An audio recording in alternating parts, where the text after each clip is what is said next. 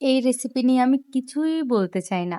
এই মাথা নষ্ট করা রেসিপি ট্রাই না করলে জীবনটাই বৃথা। জাস্ট এটাই বলবো যে এটা বানিয়ে সবার আগে নিজে খাবেন, নতুবা আর পরে ভাগে পাবেন না। আর এটা বানিয়ে সবার মুখে এক তুড়ি দিয়ে হাসি ফোটানো পসিবল।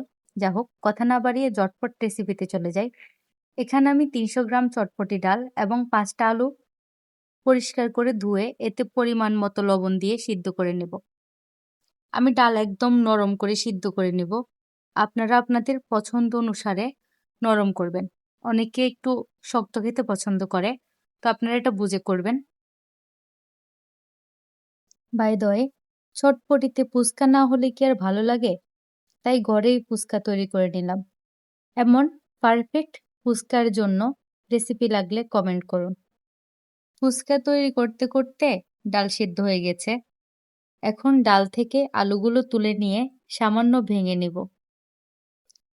ভেঙে নেওয়া হলে সব একসাথে মিক্স করে নেব। দেন এতে চটপটি মশলার ৩ টেবিল চামচ খুব ভালোভাবে মিক্স করে নেব। সাথে ১ চামচ স্পেশাল মশলা দিয়ে খুব ভালোভাবে মিশিয়ে নিয়েছি। এখন ডালটা সাইডে রেখে আমি চটপটির জন্য টক রেডি করে নিব। এখানে আমি তেঁতুলের টক করিনি, এটাই সবচেয়ে ইন্টারেস্টিং পার্ট। আমি এখানে আমের আমসি দিয়ে টক বানিয়েছিলাম। এটা অনেক বেশি ফ্লেভারফুল ছিল। আপনারা এটা কি নামে চিনেন আমি ঠিক জানি না। তবে আমরা আমসি হিসেবেই চিনি আরকি। যা হোক, টক বানানো শেষ। এখন সব মিক্স করে সার্ভ করে চলুন। তো সার্ভ করার জন্য আমি একটা বাটিতে চটপটিটা ঢেলে নিয়ে এতে টক জলটা মিক্স করব। টক জলটা বুঝে বুঝে মিক্স করতে হবে, কেননা কখনো টক কম অথবা বেশি হয়ে যাওয়ার সম্ভাবনা থাকে। যদি জলটা বানানোর সময় একটু বেশি করে বানানো ভালো, না হলে পরে আবার ঝামেলা হতে পারে। যদি বাড়তি হয় তাহলে ডিপ ফ্রিজে সংরক্ষণ করা যায়। আমি মাঝখানে টেস্ট করে করে বুঝে মিক্স করেছি। আপনারাও চাইলে মাঝখানে টেস্ট করে দেখতে পারেন টক পরিমাণ মতো হচ্ছে কিনা। এখানে আমার সম্পূর্ণ টক জলটাই লেগেছে।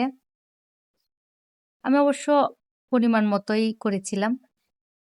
তাও আমি বারবার চেখে দেখেছি যে টকটা পরিমাণ মতো হয়েছে কিনা বা বেশি কম হচ্ছে কিনা।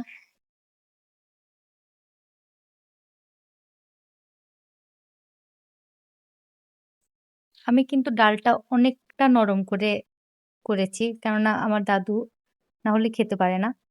যা হোক, এবার এতে ফ্লেভারের জন্য ২ চামচ শুকনো মরিচ গুঁড়া দিয়ে খুব ভালোভাবে মিক্স করে নিলাম। যারা ঝাল খেতে পারেন না, এটা এভয়েড করতে পারেন। যদি আমি কম ঝাল মরিচটা ইউজ করেছি। চটপটি মানেই টক ঝাল কম্বিনেশন। এবার এতে ডেকোরেটের জন্য পর্যায়ক্রমে ভেজে রাখা ফুচকাগুলো গুঁড়ো করে দিলাম।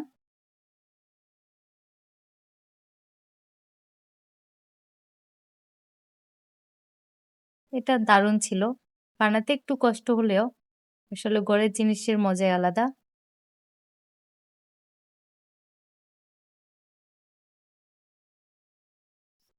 দেন শসা কুচি, কাঁচামরিচ কুচি, ধনিয়া পাতা কুচি, পেঁয়াজ কুচি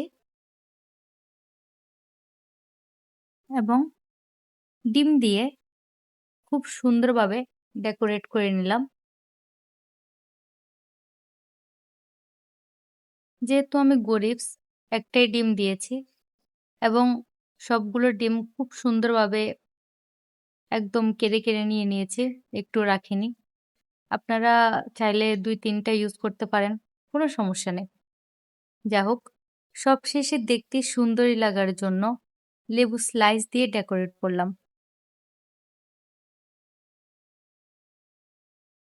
এখন আর কোনো কাজে নাই। নিজের পছন্দ মতো ডেকোরেট করবেন।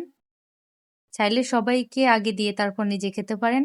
তবে আমার যেটা সাজেশন থাকবে সেটা হলো আগে নিজে কিছুটা খেয়ে নিন, না হয় একটু সরিয়ে রাখুন। পরে আবার ভাগে পাবেন না। এই আমি বলে রাখলাম।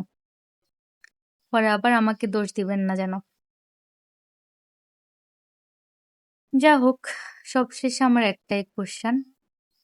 এখন আপনারাই বলুন, একে আমি 10-এ কত দিব? 10-এ আমি একে 100 দিব, নাকি 1000 দিব, নাকি 10,000 দিব? আসলে 10-এ 10 হলে কম হয়ে যায়। তো আপনারাই বলুন 10-এ আমি কত দিতে পারি? প্রশ্নটা রেখে গেলাম। আশা করি আনসার দিবেন। ধন্যবাদ। আসসালামু আলাইকুম।